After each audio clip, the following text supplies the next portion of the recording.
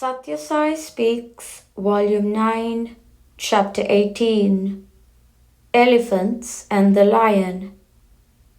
There is no lack of individuals and institutions in India today devoted to the revival of the precious culture of this land, so far as it lies in their power and along the lines dictated by their institutions. Of the precious culture of this land, they toil in the fields of economic progress, moral uplift or mental integration, social betterment, political advancement or spiritual enlightenment. The goals and ideals which prompt this activity are laudable and desirable, but all are afflicted by disappointment and exhaustion, soreness or sloth, because the means are either wrong or ineffective. They have first to demarcate their horizons of action and define their obligations within those fields. Obligations, not rights. Very often individuals and even institutions trespass into the realm of others, compete with fellow workers, and sometimes try to establish superiority by means fair or foul. Power and position have to be deserved before they are desired. Those who seek to serve others and promise to cure their ills must have the equipment to diagnose the illness and determine the drug. Service is a difficult and discriminating process. Mere amateur enthusiasm hampers rather than hastens progress. Learning the techniques of service, cultivating the impulse to serve, these are the steps in equipping a person for leadership. Service fills the heart with genuine joy. A club has its reputation built by its members. Each member as a strand builds up the strength of the institution. If the member is discontented and subject to fits of grumbling, the club cannot be free from anxiety. The Lions Club is an institution devoted to service. It has come to India from America, but it brings to this land no new message. Its call has echoed in millions of hearts for centuries in this land. The saints and sages of India, and even the incarnations that God vouchsafed to take in this land, have proclaimed and themselves practiced the ideal of service to fellow beings. Krishna drove the chariot of Arjuna during the fateful days when the fortunes of the Pandavas were decided at the point of the sword. Imagine the Lord of the universe holding the reins of Arjuna's horses. Note how Hanuman was elated when he rose to the status of the servant of Rama. Those of you who have had the privilege of serving your unfortunate brothers and sisters will stand witness to what I am saying now. There is no discipline equal to service, to smother the ego and to fill the heart with genuine joy. To condemn service as demeaning and inferior is to forego these benefits.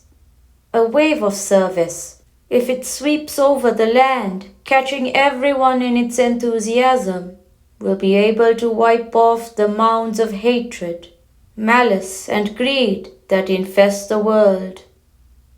Attune your hymns so that it will vibrate in sympathy with the woes and joys of your fellow men. Fill the world with love. Love will warn you against advising another to do something which you yourself are unwilling to do. Your conscience will tell you that you are telling a lie. So before you enroll yourself as a member of a club dedicated to service, first examine your own mind.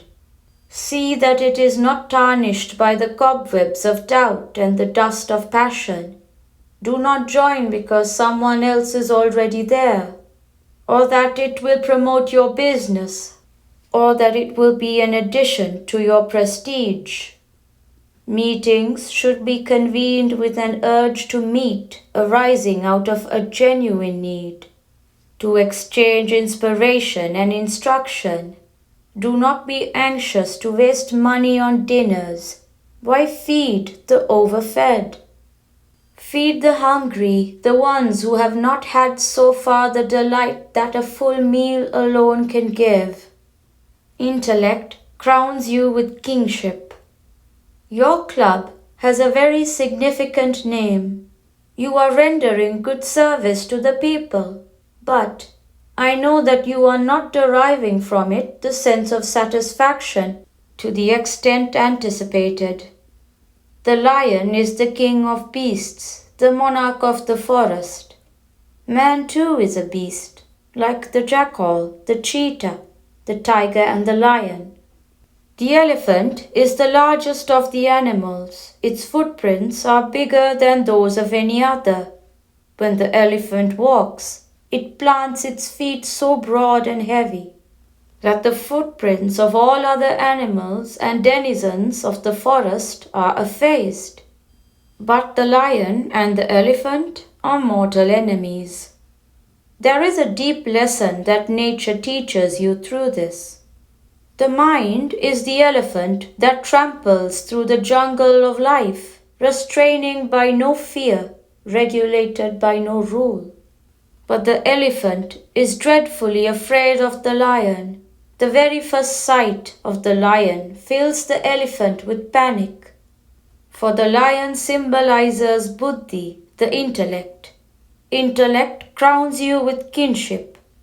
All have to bend before the throne of intellect, which confers the highest bliss. The mind is dumb before the dictates of the intellect, but before the censors and their demands, it acts like an instigator.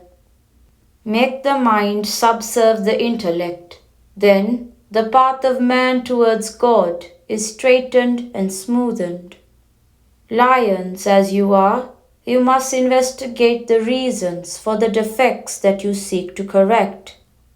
Diagnose the ills you attempt to cure, and then discuss the best course of treatment before actually launching a campaign of service. Members of certain institutions pay so little attention to the responsibilities that membership involves that they do not know even the main aims and objectives.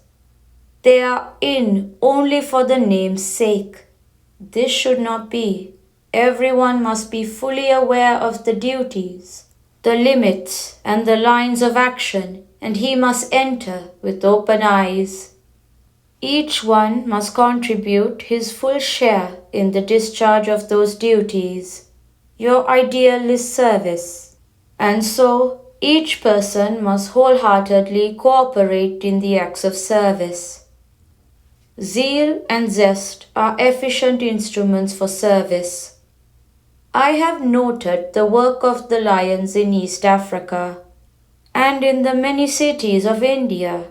In countries beyond seas, lions are doing a good job, promoting education and preventing disease. The appalling poverty of our people makes these schemes of service rather too costly and difficult, but do not get discouraged. Carry on bravely to the fullest extent of your resources. Compassion can achieve ends which mere money cannot reach. Zeal and zest are more efficient instruments for service than gifts and donations. They give one man the energy of 10. There are among you both lawyers and doctors. These can go into the slum areas and meet the dwellers therein and administer medical and legal help. Or they can go into some villages and help them with medical and legal advice. Villagers suffer much while trying to secure judicial relief on account of wrong drafting of documents. They rely on touts and quacks and discover that they have received wrong advice only when it's too late. Extend your activities to places and people who have no one now to guide them. Why spend your energies among sections which are already well served by government agencies? Progress is not to be measured by the increase in the number of members. It is to be judged by the quantity and the quality of work done. I must draw your attention to another point. There are many who attribute the unrest in the country to religion and who prescribe irreligion as the remedy. The fault lies not in religion, which always insists on self-control and purity of intentions, brotherhood and service, but in the human heart which is tainted by greed and lust. The accusing finger is pointed at the multiplicity of religions in India, but even people who follow one religion, they fight frantically among themselves, even when their religion instructs them to turn the other cheek in response to an adversary's slap. Love is the unfailing key to expansion.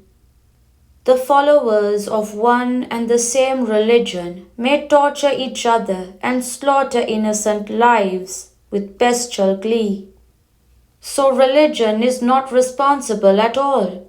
The unrest is due to want of religion rather than the plethora of religions. It is blind fanaticism that is to be condemned, not religion that is against it. Love of country can also be tainted by fanaticism. It has led man to destroy by the atom bomb innocent millions living in another country, hoping thereby to secure the safety of the country one loves. The mind in which hatred and egotism grow can never appreciate religion. Is religion the cause of the calculated cruelty of the atom bomb? No. The plan and the purpose of the ancient religions of India are to plant the seeds of love in the human heart, so that they may sprout into saplings of endurance and blossom into tolerance, yielding ultimately the fruits of peace. The pinnacle of Indian thought is Advaita, the experience of the One, of the negation of duality. Some countries proceed towards the ideal of individual freedom. Others aim at state sovereignty and the suppression of the individual right to freedom. But Bharat has, from time immemorial, sought to infuse in the individual the lesson that he can be free only when he realizes his identity with all, not just the inhabitants of his own state, or those who use his own language, or those of his own color and creed, but all mankind and all beings alive and inert. Expansion is the key to happiness, and love is the unfailing key to expansion. Man is kin to all. That is the teaching of Sanatana Dharma, eternal religion. This idea of kinship is the great inspiration of Seva. Emphasize the fact of kinship. Your program of social service will get a move forward. Do not analyze and allot blame. Sympathize and shower love. Serve in order to heal the agony in your heart. Not because the constitution of the club requires members to serve. Not because it brings recognition in high places, or because it is the duty of those who are better off. Serve because you can have no peace unless you serve. It is an inner urge to experience the kinship. Encourage sense-control and self-restraint. Those in charge of administration are not interested in elevating the means. They are keen only on the end, namely the standard of living. Purity of the means ensures purity of the end. The people too are powerless to correct the attitudes and motives of the rulers, So groups of earnest people like you have to alert the rulers and awaken the ruled. On the grounds that the increase in population is harmful to the country's progress, limiting births through artificial means has been adopted as a policy, and these practices are being propagated on a national scale. This is absurdly wrong. This is like chopping off the head, since the door is too low and you do not want to enter with a stoop. What you should do is to discover means of growing more food. To give an example, by utilizing the vast sources of underground water, artificial means of preventing conception will promote licentiousness and bring down on the country bestial promiscuity. Those who encourage these dangerous tactics must rather encourage sense control and self-restraint through yoga and seva, methods advocated in the scriptures by sages who knew the calamities that are the consequences of irresponsible fatherhood or frustrated motherhood. The innocent, ignorant victims of this campaign, broadening out with so much fanfare, can well be educated to master their lower urges, sublimating them into beneficial channels. Without mental preparation and determination, these artificial methods may cause insanity and other complexes including ill health and mania. Through the media of films, books, music, and the behavior of elders, young minds are excited and aroused into indulgence. Through the campaign for family planning, they are persuaded to adopt means by which they have no responsibility for the consequences of that indulgence. This is indeed burning the future strength and progress of the nation at both ends. The best method for family planning is the ancient one, making man realize through sadhana, spiritual discipline, his innate divinity. I desire that the doctors among you ponder over the inevitable calamities that will follow the spread of artificial means of family planning, means of escaping the restraints imposed by society, scriptures and culture on the lower instincts of man. You must help to guide the nation along right lines. I bless you that you may succeed in this noble mission of serving the best interests of the nation. Lions Club, Rajamundry, September 10th, 1969.